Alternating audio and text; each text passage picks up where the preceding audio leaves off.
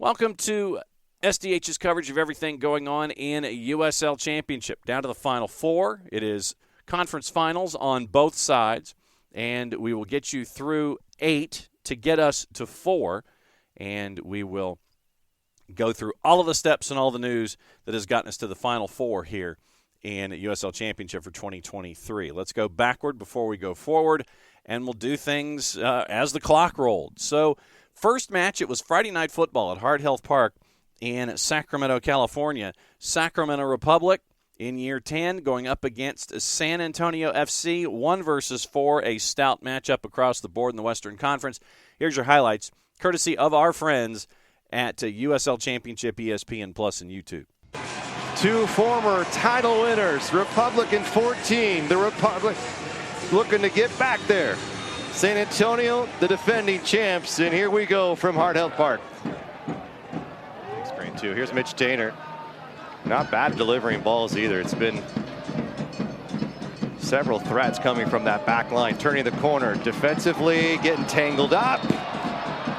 And it will be a free kick. Alder Sanchez has booked the first of the evening. Took a little bit too much time maybe there. Nick Ross slipping and falling, stays back on his feet, gets the cross in. Here's Gurr waiting for it. Gurr will send it in, and Marsman makes the first stop of the game. Trying to punish.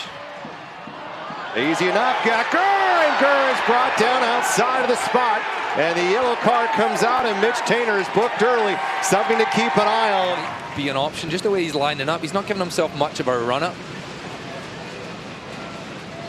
One of the best wing backs in the USL Championship. Gurr's going to put it right in. Oh, it's right off the mark. Oh, it looked like it was all the way. Stay here. I don't think he realized it at first. Going to get it out to Gurr. He's got Tainter on, and now comes Hernandez. Here's Jared Timmers. Going to lob this one in. Chance for Cicerone. Now Cicerone going to bicycle kick this one back. Ball played centrally. Timmer bounces. Hernandez trying to get there. Hernandez! And really one of the most fierce strikes we've seen from either side, and it just sails over the crossbar. A goal kick for Danny Vidiello. That's a really nice passage of play, and all starts from winning the initial header. Jack Gurr flicking it on. They take it early here. The ball is back in play. Viader going to give it. Nope, it's going to be Cicerone. Russell, yes! Russell Cicerone! A spectacular goal here in the early part of the second half. 49 minutes in, and Russ and the crew are feeling it. Oh, what a ball! As a substitute, gets himself an assist, and Keko takes it early. You love the energy, and Viader throws everyone there. Cicerone fires it into the far post. Marsman gets a hand on it, not strong enough. And I said at halftime, I felt there was going to be a goal early in the second half, and it does go in the Republic's way. This leaves us a very intriguing last 40 minutes of this game. Well, there's one team that you know will be dangerous for 90-plus minutes. It's San Antonio. Cicerone, he also couldn't really hit it first time. He was doing the right thing, trying to get it under control. Hernandez with a touch, playing it forward, looking for a chance. Nathan trying to get a crack at it, saved by Danny Vidiello. He's got Luther Archimed. Archimed running against Garcia. Luther Archimed. Archimed! Oh, it's off the post! Oh, inches away from doubling the lead, but Sacramento not done yet. Here comes Keko through. Nick Ross. Nick Ross! It's 2-0 Sacramento! And the crowd is going crazy in the capital of California. Oh, what a series. So close, Luther Archimed. Brilliant play. Keko involved again. And you think it's 2-0. But the play's kept alive by Cicerone. Keko involved again. And what a lovely pass. Just slides it through. Nick Ross manages to get it through the bodies. Republic 2-0 on their way to the Western Conference. Well, there's a lot of time. If they can keep this going. There's a lot of time, and their team that we've seen down even in recent weeks, they've come back. And this is San Antonio side. Meanwhile, with all the chaos with the goal, 3 changes Ishjo, a defender, will come in along with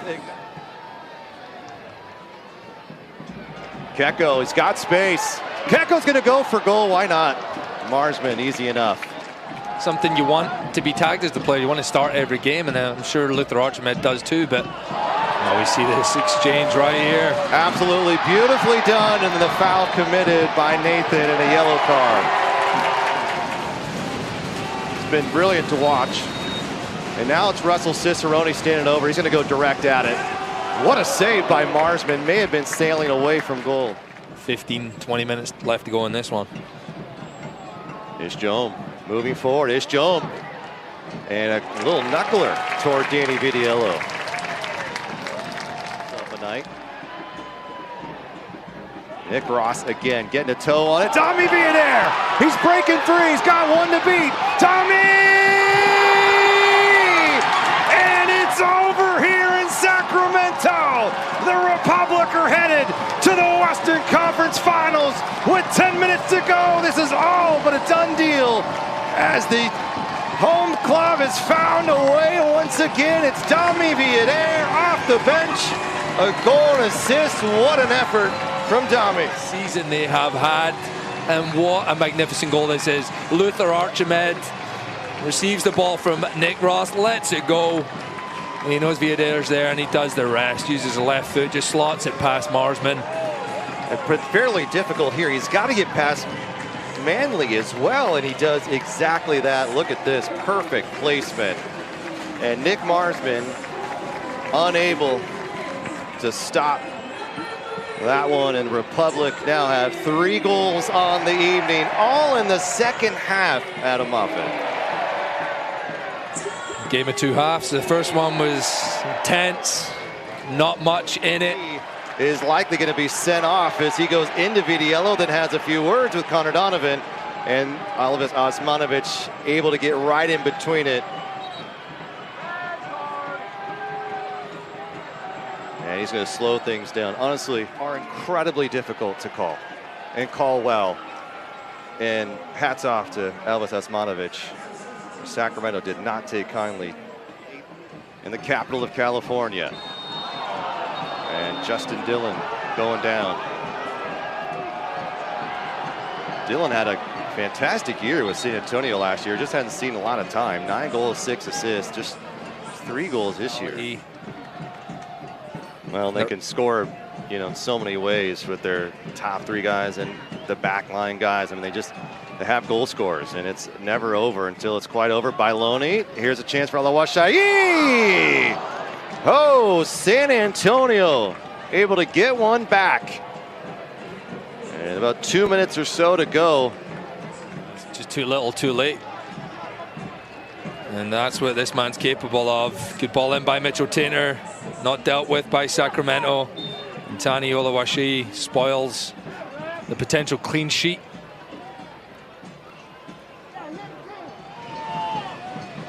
Backpedaling, still a chance as it's into the hands of Danny Vitiello once more.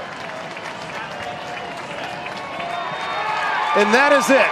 Sacramento is going back to the Western Conference Championship for the first time since 2014.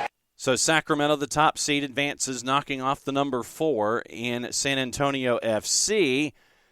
That would lead us to figure out who their opponent is. On Saturday, Charleston and Birmingham would be the closer of the 2 matchups in the Eastern Conference to determine one half of the Eastern Conference final. Here's your highlights of that matchup, courtesy of our friends once again of ESPN Plus, USL Championship, and YouTube. Birmingham in the red from right to left, Charleston in their trademark black and yellow from left to right. And this one will stick. We're underway here in the Low Country.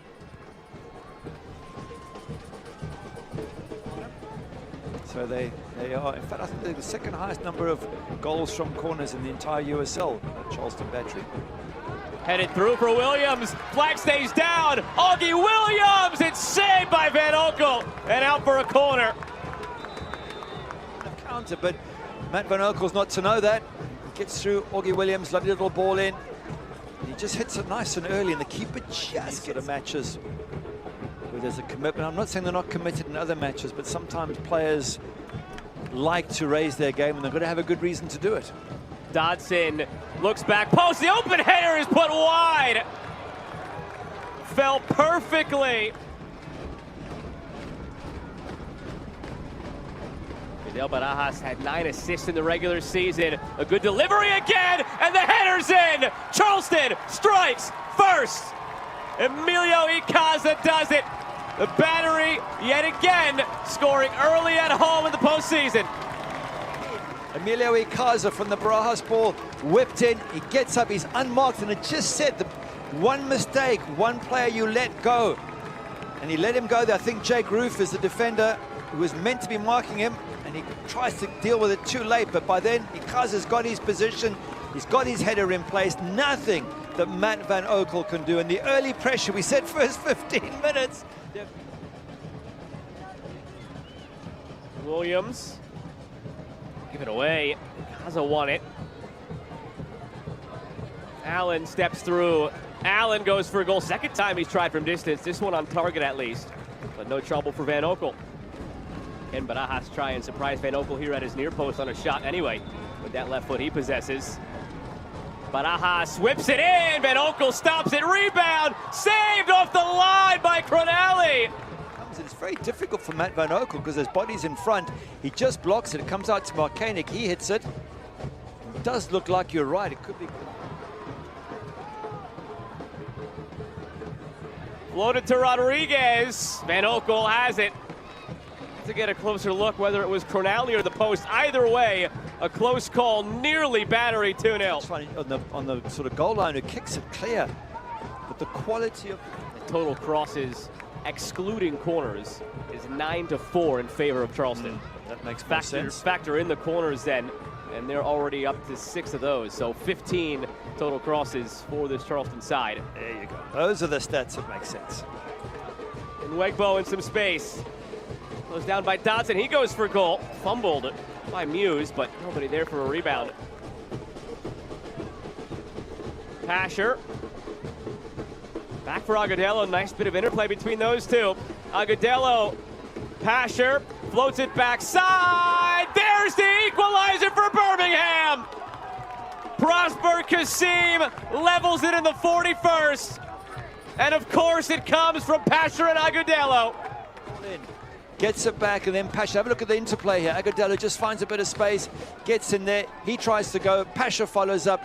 He puts in that far post cross. He knows where he's aiming for, and he aims perfectly. And you can see Trey Muse trying to get across to that far post. Just can't block it at that near post. Good header down. And that's that one chance. They've been getting back into the match, Birmingham Legion. And now they're on level times. Now it really is game on. And that's one that changes the entire complexion of the locker room talk as well. Guys, Augie Williams, don't let them get away from you.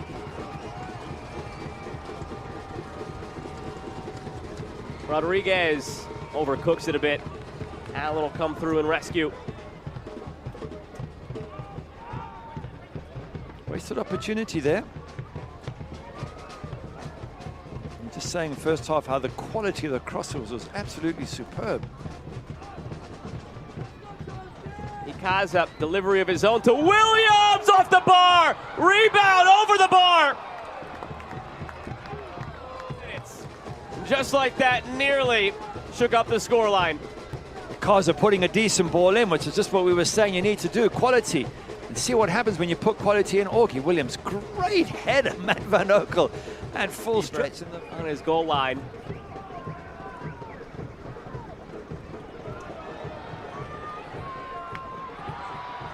And it seems we've arrived at the first yellow card of the evening for Juan Agudelo.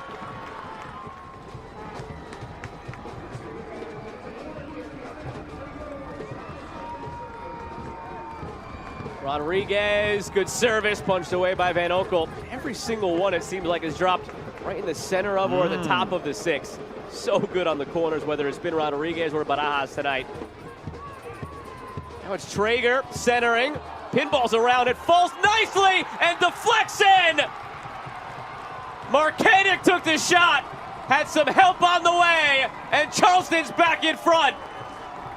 Quality. Firstly, Emilio Icaza, long ball in. But look at the first time ball back. No trying to control it. Traeger knocks it back. Yeah, defenders don't clear it, but it's not easy as a defender to get rid of it. And it drops straight from Marcanic. Maybe the header could have been better away from danger, but a deflection of Enzo Martinez. And in the end, hits the back of the net. Marcanic, as he did. Now, Birmingham have to respond once again. Another card coming out of the pocket here. It's yellow. Tempers flaring a bit. Roof picks up the card. You can't judge things. You can do your best geometric guesstimation. If that ball stayed on its true line, it might have been stopped by Van Oekel, who seemed to have it lined up before the initial deflection and the secondary deflection. We'll never know. And maybe another opportunity now for Charleston, saved by Van Oekel, denying Marcanic.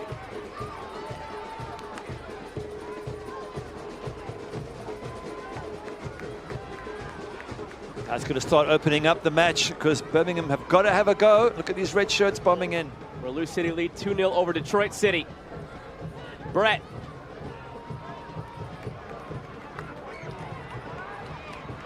It's dug out by Charleston, and that will be a card for Lopez. Fernelli given away. Segbers forces his way through. Advantage is played over the top for Williams. Flag stays down. Augie Williams with no support. It'll be just him for now. Williams cutting, shooting, and it's saved by Van Oekel. Fernelli, top of the line. They finally pushed him fully forward to be the target man, but it leaves them vulnerable at the back. Traeger, 2v2 with Williams to his right. Tristan Traeger cuts in. Traeger saved again by Van Oekel. And now they can take some more time easing their way out to the corner. A year removed from a second straight year, not in the playoffs.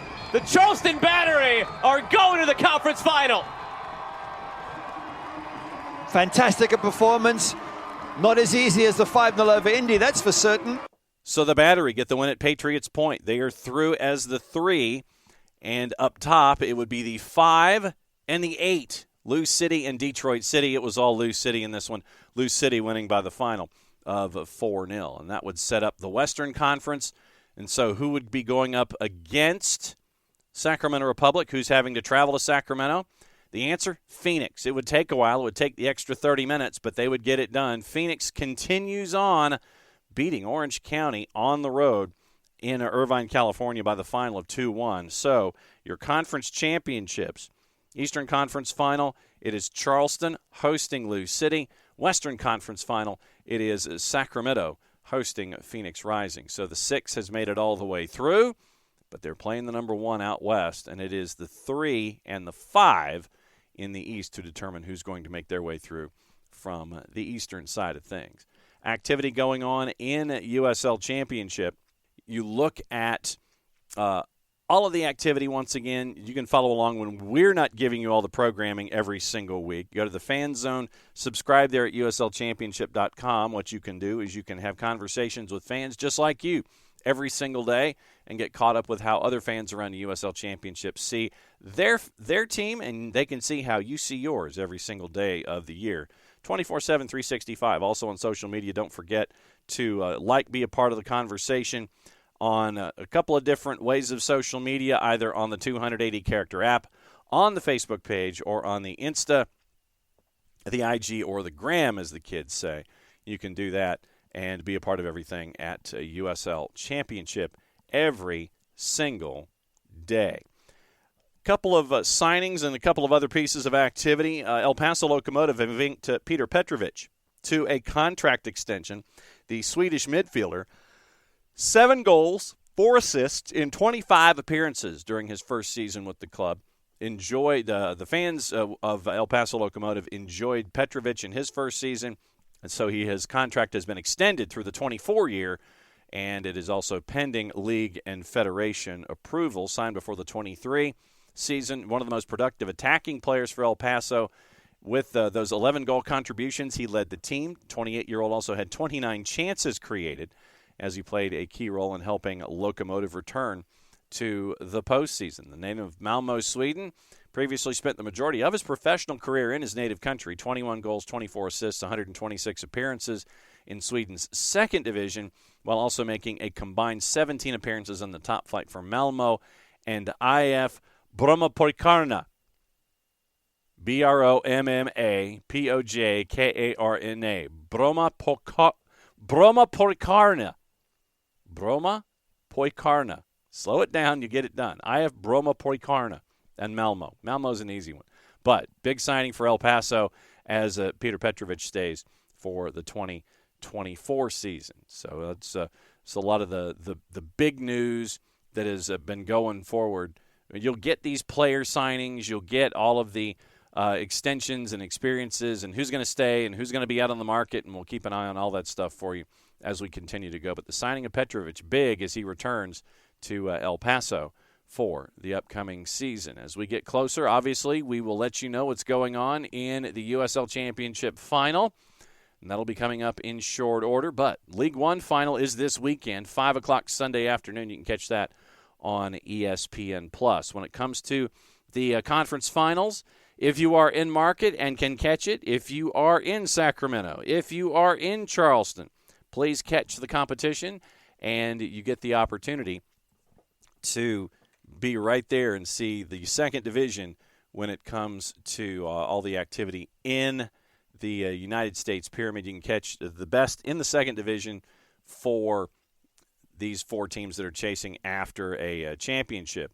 The schedule is on November 4th, Saturday night, 7:30 at Patriots Point, Charleston hosting Lou City, 9 o'clock at Heart Health. It is Sacramento hosting Phoenix Rising. And your Halloween candy, as we are discussing it right now, we'll go back to juice boxes after this particular holiday season, is past us. Charleston at home is a plus 137. Your 90-minute draw is a plus 247. Lou City is a plus 163. Sacramento is a plus 125. If you can take Sacramento and get a plus number, Sacramento a plus 125 against the hot Phoenix Rising Club. Yes, they are performing very, very well. The 90-minute draw is a plus 236. Phoenix, though, as the 6th seed on the road for another week in a row, is at a plus 188. So those are that's your Halloween candy of choice. Those are the numbers as we head into the weekend at 7:30 and at 9 o'clock as it is scheduled in Sacramento, California. So we'll keep an eye on all of that. Once again, if you're in Charleston, if you're in Sacramento, catch the games. Get you ready for the championship. If you can't, local providers. If you can't do that, go to ESPN+, the home of the USL Championship all season long, and the ESPN family of networks when it comes to the last game of the season. We'll be back at it again. Don't forget to listen on Thursdays during the playoffs where our friends from the USL show will join us. Kaylor Hodges and his band join SDH live in the mornings to break down the week that was and get you ready for the weekend that will be when it comes to USL Championship and USL League One. So for everybody involved with the USL Championship coverage here at SDH, I'm just John. Thanks for hanging out with us. Be safe, be well, enjoy the games in USL Championship as we determine who will get to play in the final after the weekend. Play safe, everybody. Enjoy the games.